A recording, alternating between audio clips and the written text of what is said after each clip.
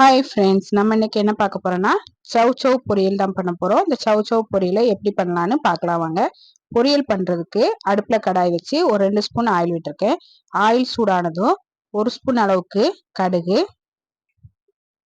கடுகு பொரிஞ்சதும் 1 ஸ்பூன் அளவுக்கு உளுத்தம்பருப்பு, 1 ஸ்பூன் அளவுக்கு கடலைப்பருப்பு எல்லாம் சேர்த்து நல்லா வறுத்து விட்டுறலாம்.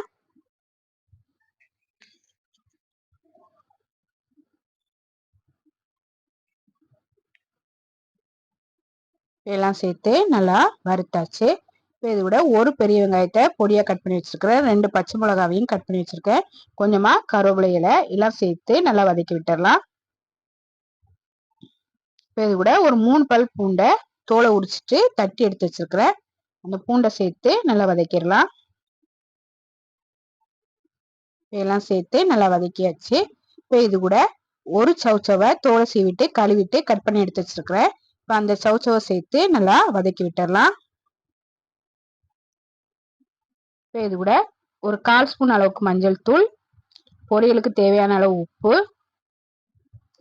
எல்லாம் சேர்த்து அடுப்பை மிதமான தீயில வச்சு சவுச்சவை ஒரு 5 நிமிஷத்துக்கு நல்லா எண்ணெயிலே வதக்கிடலாம்.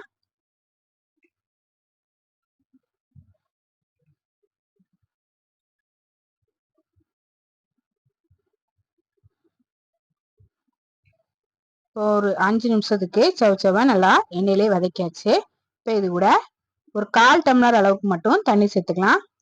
தண்ணி சேர்த்து கலந்து விட்டு மூடி போட்டு அடுப்பை மிதமான தீயில வச்சு ஒரு 10 நிமிஷத்துக்கு நல்லா வேக வச்சிடலாம். ஒரு 10 நிமிஷமா காய் நல்லா வெந்துருச்சு.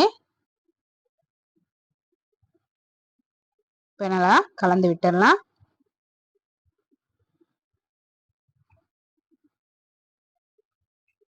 இப்போ அடுப்பு ஆஃப் பண்ணிட்டு கடைசியா ஒரு 3 ஸ்பூன் அளவுக்கு தேங்காய் துருவல் சேர்த்துக்கலாம். தேங்காய் துருவல் சேர்த்து கலந்துட்டு இறக்கிற வேண்டியதான். ரொம்ப டேஸ்டியான சவ் சவ் பொரியல் ரெடி ஆயிருச்சு. சவ் சவ் பொரியல் ரசம், சாம்பார், காரக்குழம்போட சைடிஷா வச்சு சாப்பிட்றதுக்கு ரொம்ப நல்லா இருக்கும். ட்ரை பண்ணி பாருங்க.